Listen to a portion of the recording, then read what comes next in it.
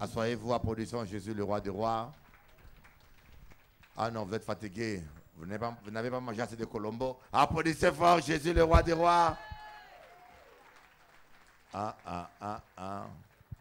Et non, on dirait leur main a brûlé.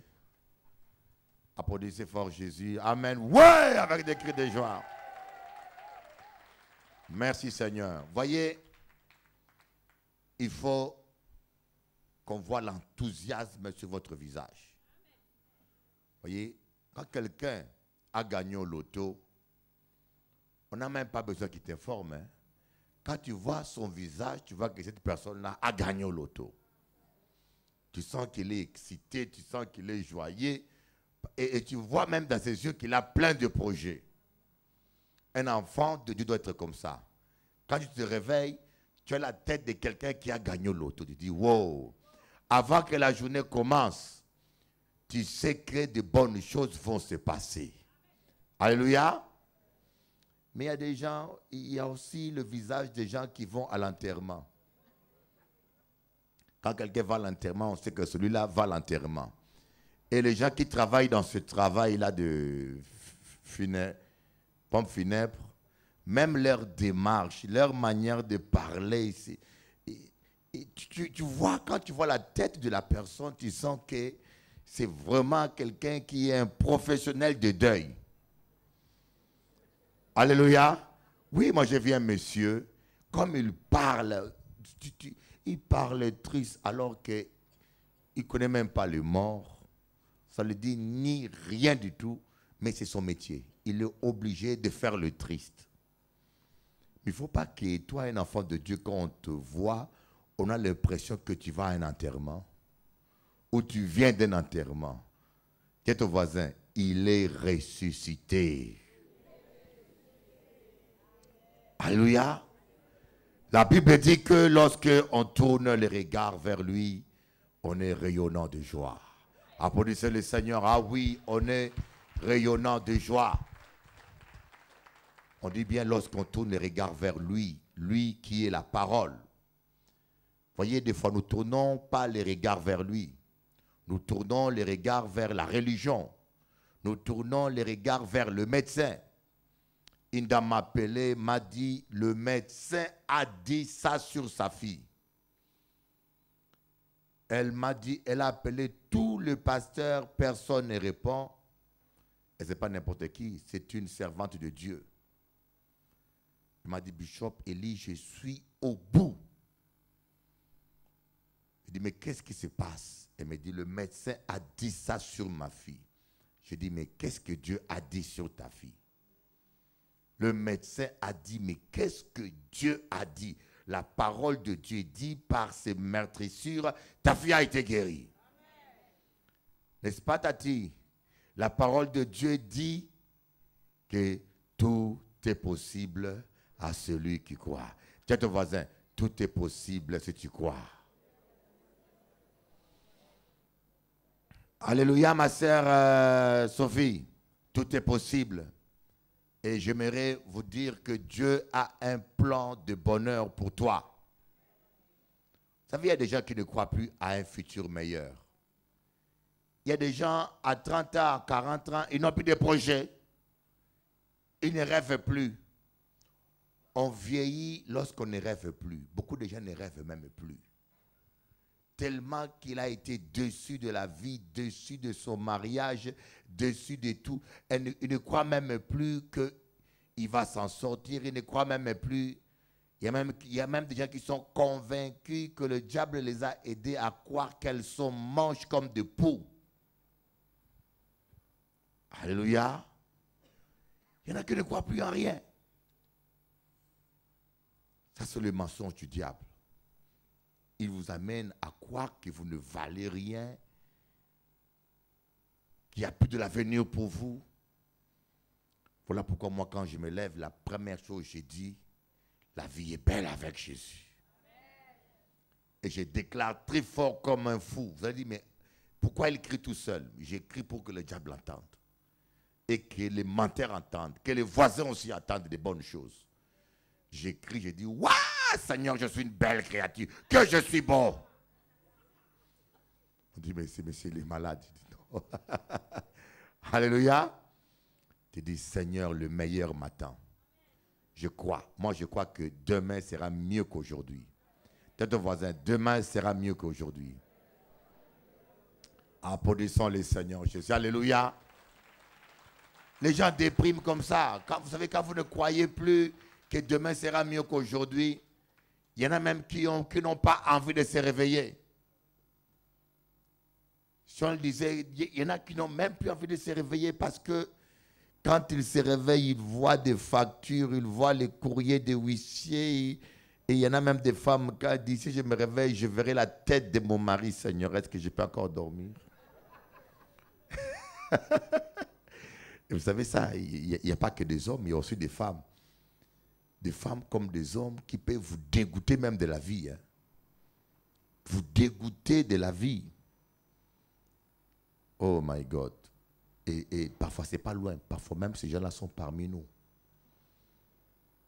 Une personne m'a dit, je préfère, un homme m'a dit ça, je préfère travailler que rester à la maison et voir la tête de ma femme. Au moins, quand je travaille, je suis occupé à autre chose. Parce qu'à la maison, je vais voir sa tête. Et quand je suis avec lui, seulement 12 heures, ça va exploser. Oh, quelle vie minable, n'est-ce pas?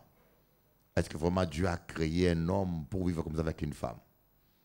Normalement, tu dois être excité de rester le plus longtemps possible avec ta femme ou ton épouse.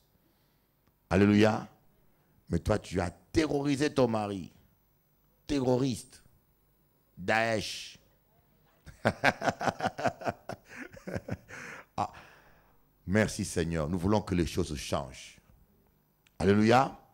Le royaume des cieux, ça ne commence pas au ciel, ça commence ici sur terre. Le royaume des cieux, c'est une qualité de vie. C'est une qualité de vie.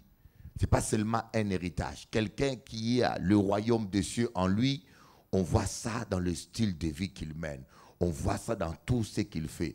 On dit, si vous vous décidez pour l'obéissance, vous mangerez les meilleures productions du pays. Vous voyez, quelqu'un qui est obéissant, quelqu'un qui est intègre et juste, ce n'est pas seulement dans les prières qu'on le verra. Ce n'est pas seulement parce qu'il parle la langue qu'on le saura. Ce n'est pas seulement parce qu'il impose le main qu'on le verra, mais on le verra même par le fruit que sa vie va porter. Un animal qui est en bonne santé, un chien qui est en bonne santé, on le voit par ses poils. Un oiseau qui est en bonne santé, on le voit par ses plumes. Quand un oiseau perd ses plumes, on sait qu'il est malade.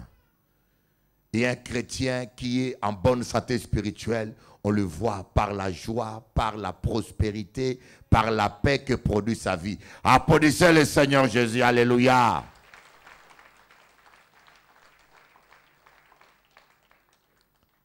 Amen. Merci Seigneur Jésus. On ferme nos yeux pour bénir le Seigneur. Croyez simplement que ces choses, c'est possible. Cette vie, c'est possible. La paix dans ton couple, c'est possible. La santé pour vous, c'est possible. Oh oui, Dieu ne vous veut pas malade. Dieu ne vous veut pas malade. La Bible dit qu'il a pris nos maladies, nos infirmités à la croix de Golgotha. Il est le divin médecin. Quoi qu'il dit le médecin, Dieu a le dernier mot. Oh oui, même en pleine crise économique, le Seigneur a un travail pour toi. Orema shotoro baba. Ori baba baba baba shoto koria. Orianda baba shoto koria baba. Parle à ton Dieu, on veut t'écouter, on veut écouter les gens en train de prier. Maïva, prie, prie, prie. Alléluia. Les gens de Capestère, priez, priez. On veut t'écouter dire un mot à Dieu. On veut écouter ta bouche balbutier quelque chose. Dis quelque chose doucement. On va entendre les gens prier. Parlons à Dieu. Vous savez, quand on prie ensemble comme ça, tu dis des petits mots, ça encourage l'autre. Oui, Seigneur, je crois. Oui, je crois, Seigneur, que tu as un avenir de paix pour moi. Oui, Seigneur, je crois que tu as un avenir de prospérité pour moi. Oreba soto koro baba shandara baba. Sokoro manaya karababa yondoro baba shikaraba sondo. Oranda baba yoto korianda baba yoto koria. Sakara baba yondoro kanda. Ora baba baba bada bashanda. Shandoro bashikara baba shandara bashondo. Alléluia. Il n'a pas dit que tu coulerais, il n'a pas dit que tu sombrerais, il a dit, allons de l'autre bord, allons de l'autre bord. Il n'a pas dit que tu coulerais, il n'a pas dit que tu sombrerais, il a dit, allons de l'autre. Oui, allons, allons de l'autre bord. Si un jour sur ta route tu rencontres le mal, ne sois pas dans les doutes. Dieu aime ses enfants. Ne sois pas dans les doutes. Dieu aime ses enfants. Il n'a pas dit que tu coulerais. Il n'a pas dit que tu sombrerais. Il a dit, allons de l'autre bord. Allons de l'autre bord.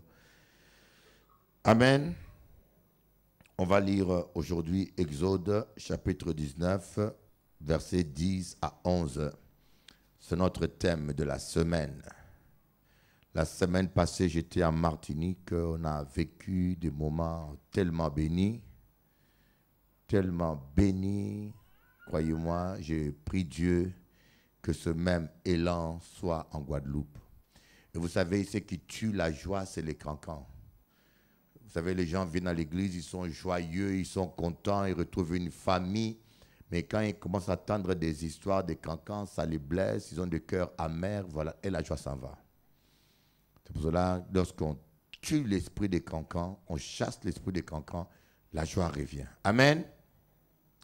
Ce qu'on va faire maintenant, demain soir, après la réunion, tout le monde aura un sandwich. Alléluia. Tout le monde aura un sandwich et l'argent des sandwichs se trouve dans ta poche. Non, je vais faire tout pour que demain, qu'on termine dans la fête, qu'on mange quelque chose. J'aime pas voir les gens partir comme ça. Après la réunion, il faut qu'on passe un temps un peu, qu'on parle un petit peu, tu prends un petit jus. Alléluia. Tous les soirs et dimanche, je ferai un grand repas. Dimanche soir, on fera une grande fête. Dimanche soir, on va faire une grande fête. Je suis le frère Niber et Anton. Il y aura baptême samedi matin. Il y aura baptême samedi matin et les baptisés, on fera leur fête dimanche soir. Vous allez inviter vos familles. Après la réunion, à 20h, 21h, on finit la réunion. On fera une soirée dansante jusqu'à minuit à 1h du matin. Alléluia. Oui, mais attends, quand on se convertit, on ne va plus aux discothèques. Il faut venir à Christothèque. Alléluia, mais c'est vrai. Parce que je me suis rendu compte que les chrétiens sont trop déphasés. Il y a des chrétiens qui ne savent même plus danser. Quand tu dis danse, vous voyez, ils bougent comme un arbre. Tellement qu'ils sont devenus religieux et on l'a fait croire que être chrétien, c'est être triste, c'est être comme ça, ne pas bien se coiffer, laisser des cheveux comme une folle. C'est ça être spirituel. Et dans l'église, quand une femme vient bien habillée, bien coiffée, on dit Jézabel. C'est pas normal qu'elle soit aussi moche que nous. Elle est Jézabel. Alléluia. Donc dimanche soir, mettez votre plus jolie robe de votre armoire. Il n'y a pas d'amen. Même les mamies, actualisez-vous. Alléluia. Mamie Chabine, Prends jolie robe là, même là. Même si ça... Ta fille est là, elle va t'aider. Amen. Donc, dimanche soir, nous allons faire une soirée. Comment on appelle ça? VIP. Voilà. VIP pour tous les chrétiens. Donc, on va faire, je vous l'ai dit, je vais préparer quelque chose de grand. S'il faut que je me ruine, je vais me ruiner. Dieu payera. Et vous savez une chose, c'est vrai, hein? Quand vous dépensez par la foi, Dieu donne plus. C'est des fois, tu fais un projet, tu n'as pas de l'argent, mais tu donnes tout par la foi. J'ai vu des miracles comme ça, où j'ai donné des choses, et après Dieu m'a donné même au-delà, j'ai dit gloire au Seigneur. Et parfois, les gens à qui je donne de l'argent, ils pensent que tu es tellement riche. Ils ne savent pas que tu donnes même de tout ce que tu as. Alléluia. Apprenez à être généreux avec vos enfants, avec vos voisins. Apprenez à donner avec sourire. Coucou. Applaudissez Jésus. Gloire à Dieu. Applaudissez fort le Seigneur. Alors, je vais demander à une choriste qui est là, qui a un micro, de me lire Exode 19, versets 10 à 11. Cette semaine, nous allons parler de la sainteté. La sainteté. Dis à ton voisin, la sainteté. Oui. La sainteté, c'est quelque chose dont on ne parle pas beaucoup. Ce séminaire-là, je l'ai fait à Martinique. Les gens étaient contents. Je peux vous dire, les gens étaient contents. Et surtout, la chose que j'ai beaucoup aimée, c'est le couple du pasteur Alain qui est transformé de plus en plus. Vraiment, je peux vous dire, c'est extraordinaire. C'est quelqu'un qui est réceptif à la parole de Dieu parce que, comme je prêche, beaucoup de pasteurs n'aiment pas ça. Aujourd'hui, beaucoup de pasteurs ne supportent pas qu'on parle de la sainteté et qu'on dénonce certains péchés. Alléluia. Et quand lui m'invite tout le temps, c'est que vraiment, il aime la parole de Dieu. Coucou. Vas-y, ma soeur. Alléluia. Exode chapitre 19, versets 10 à 11. L'Éternel dit à Moïse, Oui, va vers le peuple, oui, sanctifie-le aujourd'hui et demain, oui. qu'ils nettoient leurs vêtements, Uh-huh. qu'ils soient prêts pour le 3e jour. Oh, Car le 3e jour, oui. l'Éternel descendra aux yeux de tout le peuple Uh-huh. sur le mont Sinaï. My God, répète encore. L'Éternel dit à Moïse, Uh-huh. va vers le peuple, Va vers le peuple. sanctifie-le Sanctifie-les. aujourd'hui et demain, Aujourd'hui et demain. qu'ils nettoient leurs vêtements, Qu'ils nettoient leurs vêtements. qu'ils soient prêts Qu'ils soient prêts pour le 3e jour. pour le 3e jour. Car le 3e jour, Mhm. l'Éternel descendra Il descendra. aux yeux de tout le peuple Oh my God. sur le mont Sinaï. My God. Koraba Shondoro Baba. Voyez, la Bible est tellement simple. On veut que Dieu descende. On veut que l'Esprit descende. On veut vivre la gloire de Dieu. Mais on ne se nettoie pas. Voilà pourquoi Dieu m'a dit, va faire un séminaire. Je suis allé, je vous dis, j'ai plus de 40 ans dans l'évangile. Maintenant, le 20, j'aurai 41 ans dans l'évangile. Ça peut vous choquer. Je n'ai jamais entendu un séminaire sur la sainteté. Tous les séminaires, c'est comment avoir de l'argent, comment couper les liens ancestrales, et comment être riche, comment avoir les... Mais on oublie l'essentiel. Tu peux donner ta dîme, tu peux donner ton offrande, tu peux jeûner 24 heures sur 24 heures. La première chose, Dieu dit, nettoie ta robe. Dis à ton voisin, nettoie ta robe. Non, dis-le avec autorité. Nettoie ta robe.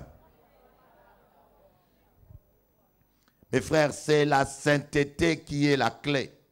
Aujourd'hui, je vais vous démontrer l'importance de la sainteté et demain, je vais vous démontrer comment on peut vivre dans la sainteté et vaincre le péché. Alléluia. Aujourd'hui, le péché, et il y a un péché particulier que le diable exploite au maximum, c'est les péchés sexuels. C'est le péché que le diable exploite au maximum parce que quand Dieu a créé la sexualité, il avait créé ça pour consolider l'amour entre un homme et une femme. Dieu l'avait créé dans ce but. La sexualité soude, c'est comme une soudure. Quand vous prenez un métal, vous le collez avec un autre métal, il y a soudure, ça reste attaché. Alors le diable a compris qu'avec la même sexualité, il peut souder les gens avec le monde. C'est comme ça que le diable vient corrompre l'humanité. Et c'est l'une des raisons pour laquelle dans nos églises, il y a peu d'hommes. Avec le réchauffement climatique, il y a le réchauffement charnel aussi. Vous voyez, les cyclones deviennent de plus en plus violents et les hommes deviennent de plus en plus chauds. Et les tomates deviennent folles, les vaches perdent la tête, et les poules ont la grippe. Et les femmes maintenant ont aussi la grippe. Je ne vous dis pas le nombre, on parle toujours des hommes. Je ne vous dis pas le nombre de femmes qui trompent leur mari, qui abandonnent leur mari. Et le pasteur m'a parlé d'un coin en Martinique où j'ai vu un monsieur qui était là, un ancien voilier. Ce monsieur-là, sa femme l'a quitté. Il a tout laissé tomber. Il avait pris un bateau et il traînait dans la mer. C'était sa vie pour s'évader de la solitude, chagrin d'amour. Il prenait son voilier. Il tournait comme le diable autour de l'île de la Martinique pour tuer son temps. Et quand ils sont allés le voir, il était parmi d'autres dépressifs. Il m'a dit, c'est comme un pays, ils sont une vingtaine, 30 qui vivent dans les bateaux, des hommes déçus par des femmes et qui vivent en solitaire. On vit un temps difficile. Alléluia. Et nous allons voir que dès le commencement, dans Genèse, vous lirez ça chez vous à la maison, Genèse chapitre 6, c'est là où l'Esprit de Dieu avait décidé de quitter l'homme. La Bible dit que les fils des hommes ont vu que les fils de Dieu ont vu que les filles des hommes étaient belles. Et ils sont allés choisir les femmes parmi elles. Et Dieu a dit, mon esprit ne restera pas toujours dans l'homme. Voyez, quand l'homme, Adam et Ève, ont péché, ils ont été chassés du jardin. Ils ont quitté le plan parfait de Dieu. Mais quand les hommes ont commencé à s'adonner au péché sexuel, il y a eu le divorce entre le Saint-Esprit et l'homme. Le Saint-Esprit est parti. Voilà pourquoi j'aimerais te dire, toi qui es là, mon frère, tu dois bien serrer ton pantalon. Ma soeur, tu dois garder ta jupe tranquille. Il y aura beaucoup d'amen, hein? Ça m'inquiète là. Alléluia. Crucifier la chair. Et le diable, vous savez une chose, le diable sait que celui qui est en toi est plus fort que lui. J'aimerais te dire des choses que toi peut-être tu ne sais pas. Le diable sait que, même les sorciers savent que celui qui est en toi est plus fort que lui. Le diable sait que tes prières ont assez de puissance pour briser toute son armée. Jésus a dit, je donne à l'église la clé. Les séjours des morts ne prévaudront pas contre elle. Le diable sait, vous savez pourquoi est-ce que l'antichrist ne peut pas s'incarner en chair aujourd'hui? Parce que les chrétiens authentiques sont encore là, parce que le Saint-Esprit est là. Si l'antichrist s'incarnait en chair, il sait que l'église qui a le Saint-Esprit peut prendre autorité sur lui et le chasser. Voilà pourquoi l'antichrist attend que le Saint-Esprit et l'église puissent partir. Quand tu auras l'enlèvement, c'est là où l'antichrist va s'incarner en chair. Mais malheureusement, nous les chrétiens, nous ne savons pas ce que nous avons, nous ne savons pas ce que nous valons. Alléluia. Dis à ton voisin, tu as la puissance en toi. Je me rappelle la première fois, je vais vous expliquer 2 témoignages que je n'ai pas pu donner en Martinique. 2 témoignages que j'ai vécus qui m'ont aidé à comprendre que nous avons une puissance. Quand j'étais à mes débuts dans ma délivrance, dans le ministère de la délivrance, à Paris, certains pasteurs satanistes, parce qu'il y a des pasteurs qui sont satanistes, vous les voyez prêcher l'évangile, mais ils ne sont pas de Dieu. Ils m'ont envoyé un sorcier. Et ce monsieur est venu. Il y avait même des témoins qui ont vu. Il est venu sous prétexte de chercher la délivrance, mais on l'a envoyé pour m'attaquer. Quand il est arrivé, il s'est assis, je l'ai reçu, et comme j'étais en prière, je commençais à lui parler de Dieu. Je lui ai parlé de Dieu, je lui ai parlé de l'amour de Dieu, je lui ai parlé de l'évangile, je lui faisais un enseignement. Et à la fin de l'enseignement, il m'a dit, il rentre à Paris parce que c'était trop tard, il reviendra demain pour la délivrance. Quelques jours après, il va m'avouer qu'on lui avait donné de la puissance démoniaque pour m'attaquer. Et quand il est arrivé en face de moi, et chaque fois que je lui parlais de l'amour de Dieu et de la parole, lui, il voyait un feu qui sortait de ma bouche et qui consumait toute sa puissance. Et à la fin de la conversation, il n'avait plus de batterie. Sa puissance était épuisée. Il était obligé de retourner pour qu'on le recharge encore. Et moi qui étais là, j'étais surpris. Je ne savais pas que j'avais du feu dans la bouche. Je ne savais pas que j'avais une telle puissance. Mais lui, le sataniste, m'a informé. Mes frères, des fois, nous ne sommes pas conscients de ce que nous valons. Des fois, nous ne sommes pas conscients de ce que nous avons et nous glorifions le diable. Nous donnons trop de pouvoir à Satan. Satan est un lion sans dents. Il a déjà été vaincu. Même quand il rougit, il dit, tu n'as plus de dents, tu n'as plus de griffes, je n'ai pas peur. Applaudissez Jésus, alléluia. La deuxième histoire que j'ai vécue aussi, qui m'a impressionné, c'était un de mes oncles qui avait presque mon âge. Il devait avoir 9 ans en ce temps-là, moi j'avais 14 ans peut-être. Quand j'habitais à Kinshasa, donc au Congo, dans mon pays de naissance, il était venu en vacances. Mes amis, le monde est compliqué. Il était venu en vacances, un enfant de 9 ans. Nous on dit, tonton, bon, il vient, on le reçoit à la maison, il dort avec nous. On prie, mais on ne savait pas que dans la famille de mon père, qui était plongé dans la sorcellerie, on l'avait envoyé avec une mission diabolique. Les gens viennent chez vous, vous ne savez pas quel est l'esprit qui les anime. Il est venu, on chantait, on priait, tout le monde priait en famille tous les jours. Et un matin, on a commencé à prier. Lorsqu'on termine la prière, on dit Amen. On lève la tête, on le voit en train de trembler, ses yeux tout rouges.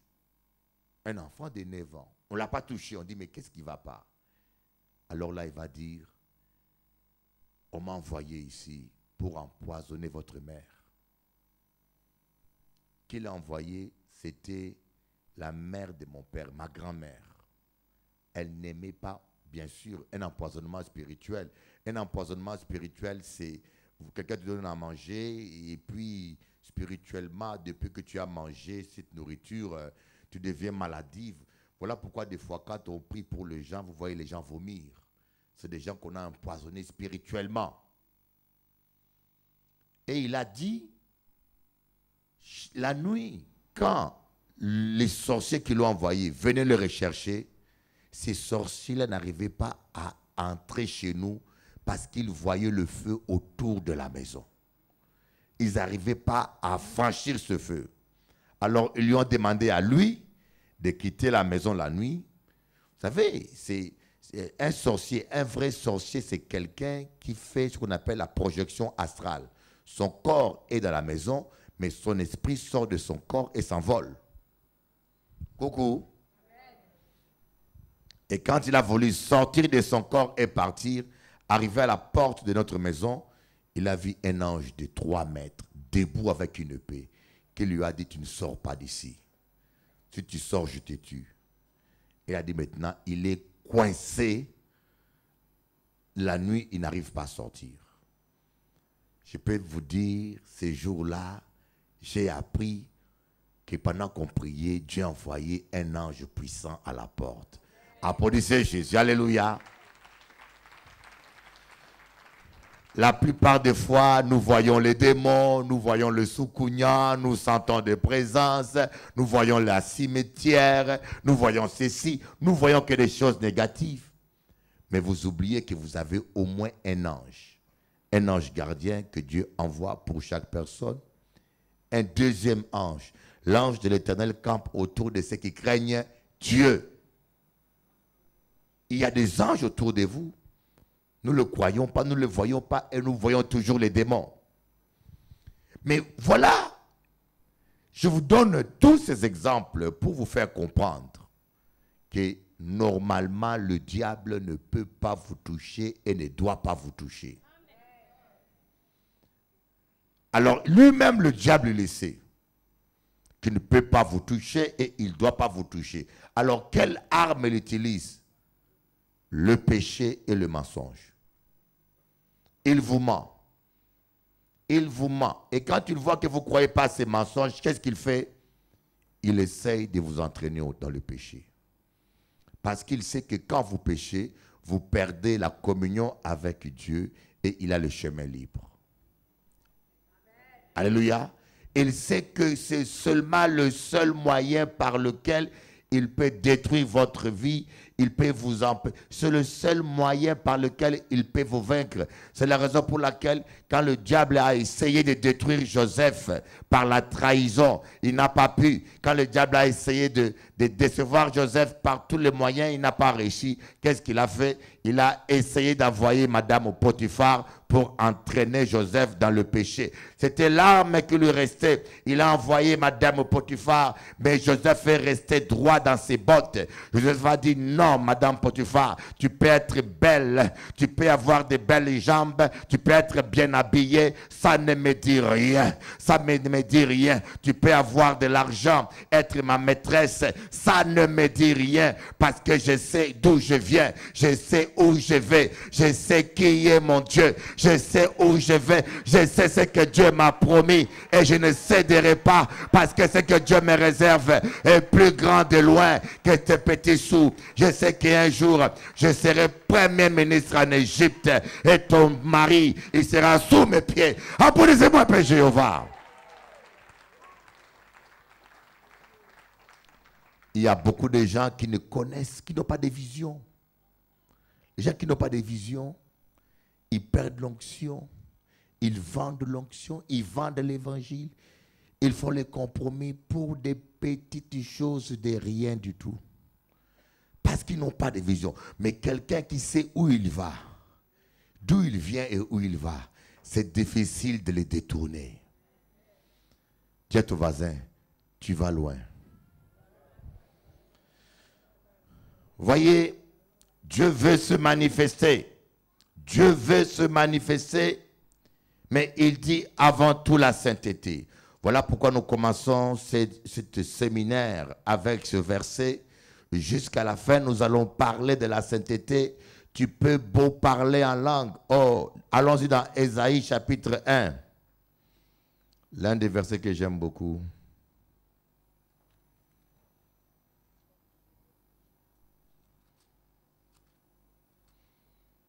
Ésaïe chapitre 1, à partir du verset 10. Vas-y, avocate, lis-moi ça doucement, gentiment, spirituellement et romantiquement. Ésaïe chapitre 1, verset 10. Oui. Écoutez la parole de l'Éternel, Oui. chef de Sodome. Prête l'oreille à la loi de notre Dieu, peuple de Gomorrhe. Qu'ai-je à faire de la multitude de vos sacrifices? Ah, la multitude de vos sacrifices, de vos offrandes, de vos dîmes, de vos cantiques. dit l'Éternel. Je suis rassasié des holocaustes de béliers et de la graisse des veaux. Je ne prends pas plaisir au sang des taureaux, des agneaux et des boucs. Quand vous venez vous prosterner devant moi, qui vous demande de fouler mes parvis? Séminaire après séminaire, yoka vini, yo pas arrêter à rater un seul séminaire. C'est bon tout ça. Continuez. Cessez d'apporter de vaines offrandes. Des vains chèques. Yo pensez que parce que yoka fait chèque à Bishop Eli a ouvert le ciel, a ouvert le ciel la tête à haut. Vas-y. L'encens me fait horreur. Quant aux nouvelles lunes, aux sabbats et aux assemblées, je ne puis voir le crime avec les solennités. Aïe, aïe, aïe, vas-y. Je hais vos nouvelles lunes et vos fêtes. Mon Dieu. Il a dit je hais. Pourquoi faire ça? Continue. Elles me sont à charge. Wow. Je suis lasse de les supporter. Aïe, aïe, aïe. Continue, ma soeur. Quand vous étendez vos mains, je détourne de vous mes yeux. Quand bien même vous multipliez les prières, je n'écoute pas. Vos mains sont pleines de sang. Quand même vous multipliez les prières, yoka parler à langue, yoka fait la veillée. Oh mon Dieu, est-ce qu'on peut comprendre cela un jour? Moi j'ai vu des gens qui prient, tellement qu'ils ont prié, le diable ne bouge pas. Ils commencent à bombarder. Prenez position, tirez, poum, poum, poum. Je dis, mais ça c'est... Un pasteur ici en Guadeloupe commence à dire aux fidèles de soulever les chaises pour frapper par terre. C'est ça, écraser le diable. Certaines personnes, je me rappelle un jour, il y avait une mamie qui était venue à la salle La Malle pour la délivrance. Cette mamie avait un démon dans le ventre, mal au ventre. Elle est venue, j'ai dit à des gens de prier pour lui. Je ne sais pas si pasteur Pierrot était là ou le frère Créole était là. Mais vous étiez encore des débutants. Alors, les frères pensaient que plus ils criaient fort, plus le démon va obéir. Ils ont pris la mamie qui avait 80 ans, ils ont commencé à crier dans ses oreilles. Satan sort! Imagine-toi 5 grands bonhommes qui crient comme ça dans les oreilles. Après la prière, la dame m'a dit, Bishop Eli, les ventres ça va, mais maintenant les oreilles sont bouchées. Les ventres, ça va, mais le problème, c'est qu'ils ont bouché les oreilles. Elle m'a dit, qu'est-ce que ça? M'a dit, j'attends, oui. Alléluia. Parce qu'on croit que, parce qu'on crie fort, les démons vont partir. Ce n'est ni par la puissance, ni par la force, c'est par l'Esprit de Dieu. Applaudissons le Seigneur Jésus. En vain, vous multipliez les prières. Oh, il y a tellement de gens. Quand vous priez beaucoup, ça ne marche pas. Posez-vous des questions. Examinez-vous vous-même. Amen. Continuez ma sœur, verset 16. Lavez-vous, purifiez-vous. Ôtez de ma vue la méchanceté de vos actions. Cessez de faire le mal. Lavez-vous, purifiez-vous. Ôtez de ma vue la méchanceté de vos actions. Nous sommes une église là. Un exemple. Parfois dans une petite chorale là, une petite chorale de 6 personnes, l'unité est impossible. Je ne connais rien, je vous donne un exemple. Dans nos églises, il y a des problèmes, trop de problèmes. Une petite chorale de 6 personnes, il y en a un qui ne supporte pas un tel, il y en a un ceci. Des histoires à ne pas dormir. Et puis quand on dit prions, il lève les mains.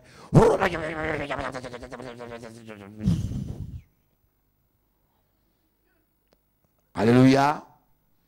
Dans une église, entre pasteurs, tu vois, il y a 3, 4 pasteurs. Mais il n'y a pas d'unité. L'apôtre Paul dit, mettez le comble à ma joie en ayant les mêmes pensées, une même âme, le même langage. Mettez le comble parce que l'apôtre Paul savait la puissance de l'unité. Les gens veulent faire l'unité. Ils veulent unir tous les pasteurs de la Guadeloupe. Quand même dans ta propre église, il n'y a pas l'unité. Tu n'es pas en paix avec certaines personnes.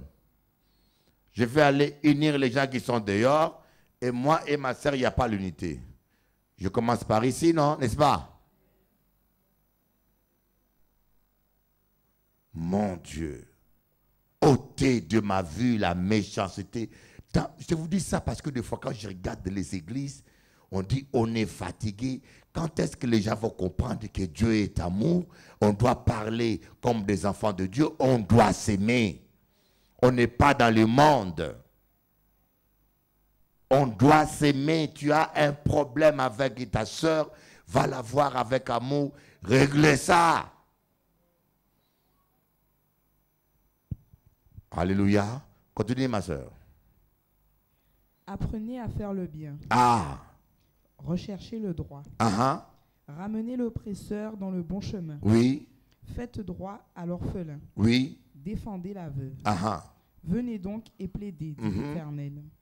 Si vos péchés sont comme le cramoisi, oui, ils deviendront blancs comme la neige. Oui, oui. S'ils sont rouges comme l'écarlate, oui, ils deviendront comme de la laine. Oui. Si vous vous décidez pour l'obéissance, vous mangerez les meilleures productions du pays. Attends, remplace pays par Guadeloupe. Recommence. Si vous vous décidez pour l'obéissance, vous mangerez les meilleures productions de la Guadeloupe. Bon, remplace maintenant production par voiture. Recommence. Si vous vous décidez pour l'obéissance, vous aurez les meilleures voitures. Remplace maintenant voiture par Colombo. Recommence. Si vous vous décidez pour l'obéissance, vous mangerez les meilleurs Colombo. Amen. De la Guadeloupe. De la Guadeloupe. Remplace maintenant Colombo par courbouillon poisson. Si vous vous décidez pour l'obéissance, vous mangerez les meilleurs courbouillons de la Guadeloupe. Courbouillon poisson. Courbouillon poisson de la Guadeloupe. Parce qu'il y a courbouillon grenu aussi. Hein, faites attention. Continue en bas. Mais si vous refusez, si vous êtes rebelle, vous serez dévoré par l'épée, car la bouche de l'Éternel a parlé. Alléluia. Si vous êtes rebelle, vous serez dévoré par l'épée. Alors quand l'épée te dévore, c'est le diable. Quand l'épée te dévore, c'est comme disent les voyants vous mentent, c'est ta grand-mère qui est sorcière. C'est le voisin.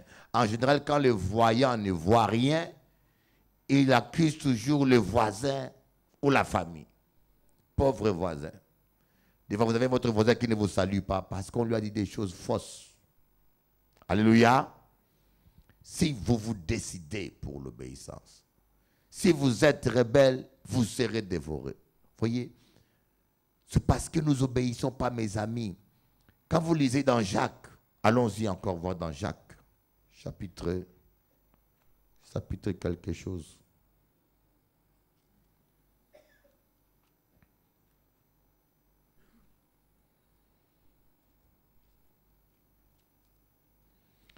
Jacques chapitre 4, verset 7. 7 à 8. Vas-y, ma soeur. Jacques 4, 7 à 8. Soumettez-vous donc à Dieu. Oui. Résistez au diable et il fuira loin de vous. Voilà. D'abord, soumettez-vous à Dieu. Résistez au diable et il fuira loin de vous. Mais si vous ne vous soumettez pas à Dieu, vous ne pourrez pas résister au diable. Et vous ne pourrez pas le résister et il ne fuira pas loin de vous. Voilà pourquoi on chasse d'une manière interminable le même démon. On les chasse, mais ils ne fuient pas. Parce qu'on n'est pas soumis à Dieu. Tu continues à regarder des films pornographiques et tu viens pour la délivrance, mais on perd le temps. Tu continues à haïr ton voisin. Tu ne veux pas pardonner. Et on fait 4 heures de prière ici, on chasse les démons. Mais le démon ne fuira pas loin de vous. Tu dois te soumettre à Dieu. Se soumettre à Dieu ne veut pas dire venir à l'église. Se soumettre à Dieu, c'est obéir à la parole de Dieu. Moi, il m'arrive des fois où je n'ai pas envie de saluer quelqu'un. Oui, ça peut m'arriver. Je n'ai pas envie de saluer quelqu'un, mais Dieu me dit, va les saluer. Et je vais le saluer parce que je me soumets à la parole de Dieu. Parfois, je n'ai pas envie de pardonner à quelqu'un tellement qu'il m'a fait quelque chose de mal. Ma chair ne veut pas. Mais la parole me dit, pardonnez, car tu seras pardonné comme tu pardonnes. et je pardonne. Donc, on doit se soumettre à la parole de Dieu. Dis à ton voisin, soumets-toi. Il y en a qui ne parlent pas. Dis à ton voisin avec autorité, soumets-toi à Dieu. En un mot, c'est soumettre à Dieu, c'est obéir à la parole de Dieu et vivre dans la sainteté. Comme je dis, si vous nous prêchez, je dis ça à un pasteur, si tu prêches l'évangile, tu ne parles pas de la sainteté, tu ne prêches pas l'évangile. Tu mens aux gens. Si nous pouvons promettre aux gens la prospérité, le miracle, les ceci, on peut prêcher tout ce qu'on veut, mais si tu ne bases pas le message, la prédication sur la sainteté, tu es en train de distraire les gens et tu formes des futurs incrédules. Parce qu'ils vont te croire, tu vas les mentir, ils vont te croire, ils vont croire que parce qu'ils ont fait un chèque ou parce que tu leur as imposé les mains, que les problèmes seront réglés. Et en fin de compte, ils ne vont rien voir, ils vont commencer à douter, ils vont dire qu'il n'y a pas Dieu là. Alors que Dieu est là, c'est eux qui n'obéissent pas, c'est eux qui ne se soumettent pas à Dieu. Dis-toi que aucun homme ne peut rien faire pour toi. Jésus peut faire quelque chose. Et Jésus veut intervenir dans ta vie. J'en suis convaincu. Prends cela comme un appel de Dieu. D'ici la fin du séminaire, tu vas louer Dieu. D'ici la fin du séminaire, tu vas te réjouir. Parce que le Seigneur te dit dans 3 jours, il va descendre dans ta vie. Dis à ton voisin, prépare-toi. Lave tes habits. Dans 3 jours, la gloire de Dieu va se manifester. Applaudissez! Oh rabababa shondoro kabababa yekeba soko manayanda. Gloria. On y va dans Jean avant de passer à la prière. L'évangile de Jean. J'aime beaucoup l'évangile de Jean. Je conseille aux gens qui sont débutants de lire l'évangile de Jean. Jean chapitre 14, verset 21.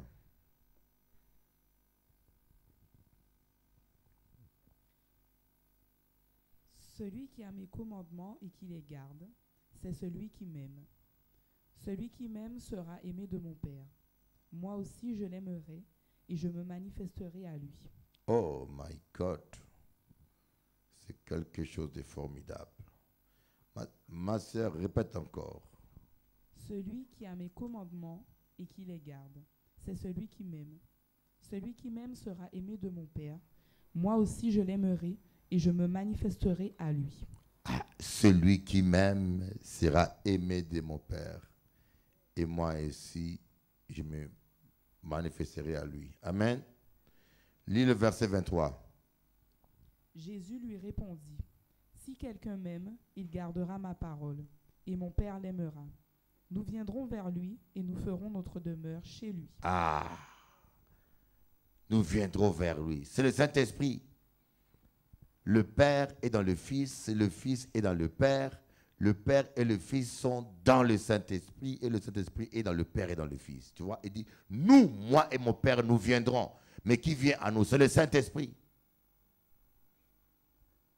Les 3 personnes forment un seul Dieu. Amen. Voyez, il n'a pas dit qu'il va rentrer en jeûne ou bishop lui imposera les mains ou bien lui imposera les pieds. Non, il a dit, si tu aimes la parole de Dieu, tu acceptes la parole de Dieu, tu manges la parole de Dieu. Jésus est la parole faite chair. Quand il avait dit à ses disciples, mangez de ma chair et buvez de mon sang, les gens disent, mais c'est un cannibale, il pense que nous, on va manger cette chair-là. Les Juifs sont partis. Il leur a dit, la chair ne sert de rien. Les paroles que je vous ai données sont esprit et vie. L'homme ne mangera pas seulement le pain, mais il va se nourrir de toute la parole qui sort de la bouche de Dieu. Applaudissez le Seigneur Jésus. Et lorsque nous parlons de la sainteté, nous parlons de l'obéissance à la parole de Dieu. Mes amis, j'aimerais vous dire les 4 vérités. voyez, Dieu n'a pas dit que c'est toi Moïse. Non, il a dit, tu as ta part à faire. Commence par nettoyer tes vêtements. Commence par nettoyer ta langue. Commence par nettoyer ton cœur. Nous parcourons toute la terre pour chasser les démons. C'est bien, mais chassons la haine d'abord dans nos cœurs. Il y a beaucoup de gens qui ont changé de pied au lieu de changer de cœur. Il faut que le cœur change. Il y en a qui étaient tous les samedis en boîte de nuit, tous les soirs chez le mari d'autrui. Tu as arrêté ça, maintenant tu viens à l'église, mais le cœur n'a pas du tout changé. On va se lever maintenant pour prier, pour dire, Seigneur, nous sommes à tes pieds, nous venons changer nos robes, laver nos robes. Nous voulons que tu nous nettoies, Seigneur. Enlève la méchanceté de nos vies. Enlève la méchanceté de nos cœurs. Oh Jésus. Voyez, dans ce domaine-là, il n'y a pas de pasteur. Quand on parle de la sainteté, c'est le travail de chacun de nous. Voyez, j'avais mon beau-père qui était opposant politique. Il m'avait rencontré une histoire, il m'avait dit, quand tu vois les soldats en train de défiler, tu leur dis, qu'est-ce que vous allez faire? Ils disent, nous allons défendre notre pays. Quand les soldats défilent, ils vont en guerre. Tu leur dis, où allez-vous? Ils disent, nous allons en guerre défendre notre pays. Et il m'a dit, mais quand tu vas en guerre, en plein champ de bataille, tu demandes à ce même soldat, qu'est-ce que tu fais là? Il va dire, je suis en train de sauver ma tête. Parce que là maintenant, c'est chacun se bat pour sa vie. Au départ, on va pour défendre le pays, mais maintenant, quand les dangers, là, les balles viennent en face, tu ne penses plus au pays, tu penses à ta tête. C'est un peu ça. Sauve ta vie maintenant. Ce n'est pas question de religion, question d'un pasteur. Nettoie tes vêtements avec le sang de Jésus. Il suffit simplement de reconnaître son péché et de l'abandonner. Ce n'est pas compliqué, pasteur Français, n'est-ce pas? Tu peux confesser. Je vais tout cacher. Alléluia. Ce n'est pas compliqué. Dis, Seigneur, j'ai la haine dans mon cœur contre telle personne. Seigneur, mon arrière-grand-père est déjà mort, mais je le déteste toujours. Je ne sais pas. Il y a plein de choses qu'on a fait dans la vie. Demande pardon. Prions le Seigneur. Oh Jésus, nous réclamons ton sang précieux sur chaque chrétien, ton sang précieux sur chaque chrétien, ton sang précieux sur chaque personne ici. Seigneur, lave-nous avec ton sang précieux. Nous savons que tu vas descendre. Tu vas descendre. Parce que tu nous demandes de nous préparer, Jésus. Tu nous demandes de nous préparer et tu n'es pas un homme pour mentir. Tu vas accomplir ta parole, Jésus. Et nous venons à toi tels que nous sommes, avec nos faiblesses. Nous venons à toi tels que nous sommes. Seigneur, lave chaque personne présente ici avec ton sang. Lave